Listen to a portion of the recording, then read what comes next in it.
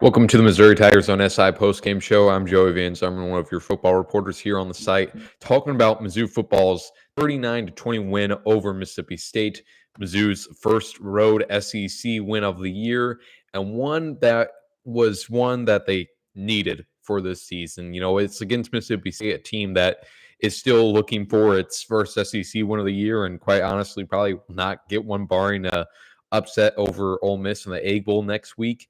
But still one that you got to give Mizzou credit for. A strong performance from a lot of different guys.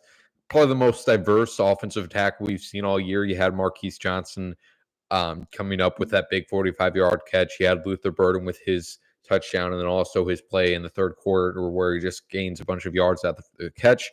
You have Theo Weiss, who also showed off his ability yards after the catch. I guess you could say Theo and Luther almost switched roles a little bit in this one, with Theo having that big gain after the catch on that one, and then Luther with the deep threat there. But just a good game from the offense all around. Defensively, kind of a mixed bag for this team. They had the strip sack, obviously, in the first quarter, which really turned things around. Would have been interesting to see what would have happened in this game had that defense not forced that fumble. I mean, Mississippi State is up 3-0, and at that point in the game, Missouri on their first two offensive drives had just negative net 3 yards on 6 plays, goes 3 and out both times. This offense has not been able to start fast at all this season. Eli Drinkwitz talked about it earlier this week and said he didn't have a good response for it. So struggling there, and then the defense just really turning around the momentum with that strip sack there. Like I said, with this offense, a diverse attack, especially in the run game, 56 total carries for 204 yards. Obviously, Marcus Carroll leading the way with 3 touchdowns, but Nate Noel actually led the team with Nate Noel actually led the team with 95 yards. Marcus Carroll only 61. Marcus Carroll 14 carries compared to Nate Noel's 25, but that's kind of the split we've been seeing all season long. I thought Marcus Carroll did an excellent job, obviously, on all of his 3 touchdowns, but those were basically all punch-ins. But just even on the other carries he's had, he's always surprised me ever since he's got here with just his quickness. Obviously, his main thing, his trademark skill, is just his power, and we saw that on his touchdowns and then the 2-point conversion as well. But just his burst is a lot faster than you would expect for a guy that's MO is just fighting through defenses. So good performance from him, good performance from Noel when he was healthy, and then he exited that game later on with that what seemed to be an injury, but no news on that yet. And then also from this running back room, and this has kind of been a takeaway from the second half of the season here, really, is that it seems like they're going to be in good hands with Jamal Roberts and Kewan Lacey. And Kewan also exited the game with injury later on, but Jamal Roberts, 5 carries for 29 yards. Kewan Lacey only had 1 carry for 6 yards. But I thought Kewan Lacey looked especially impressive in the game last week, and kind of seeing both generations of Missouri running backs in this one. Also offensively, I mean, I talked a little bit about Luther Burden in this one, and I think just for him and the rest of this team to have a game like this was important for them. Obviously, you would like if your best win of the season, your trademark signature win of the season wasn't over Mississippi State. The only one that compares to this is Vanderbilt, really. But their largest margin of victory of the year. And for Luther to have the day he did, just showing off his playmaking ability multiple times, 7 receptions for 91 yards. I thought the adjustment he made on his touchdown pass was just incredible. He also has the sun in his eyes, so impressive for him to be able to spot that one out.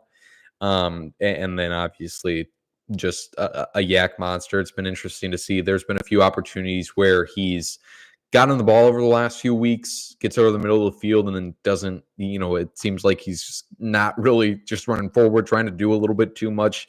But then we saw today the benefit of that when it ends up working out. So I think that's it from the offense. I mean, Brady Cook had a great day as well. He's still dealing with that wrist injury, and you could still see today, maybe not as dramatic as it was against South Carolina, but still maybe a few times where Brady, his wrist motion was affecting that throwing motion. Some passes were still falling a little bit low.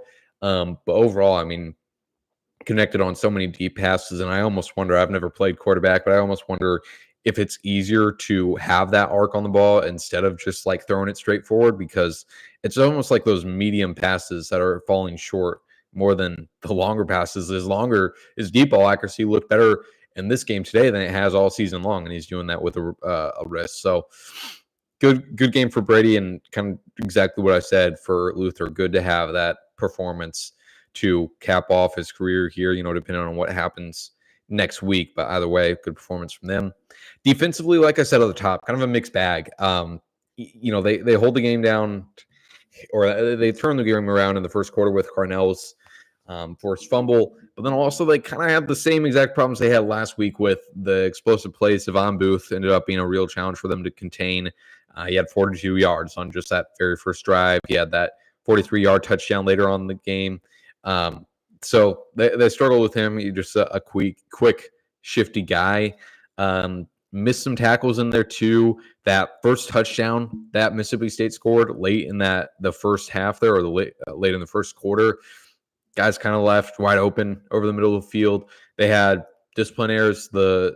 Chuck Hicks throwing a punch is pretty inexcusable. Corey Flagg making that play. I mean, it's, I guess, somewhat of a Bane Bay play. It's, he'd be cheered, and maybe some other circumstances for being a guy that plays to the echo of the whistle and bringing some attitude to the Mizzou defense. But, and off the replay alone, it looked like it was a little bit of a rash, bad decision from Corey. So having 30 yards on that play and putting Mississippi State in the red zone is inexcusable for your defense. So there's that. And again, just a mixed bag. But overall in the game, bend but not breaking was kind of the story for this Mizzou, for the Mizzou defense. Ultimately, there was a few drives that Mississippi State had late in the game where it was almost better that they kind of dragged on and let them drive down the field, especially on those two drives that ended with turnover on down. So good performance from Mizzou. 8 wins on the season now. Chance to make it 10 with the bowl game.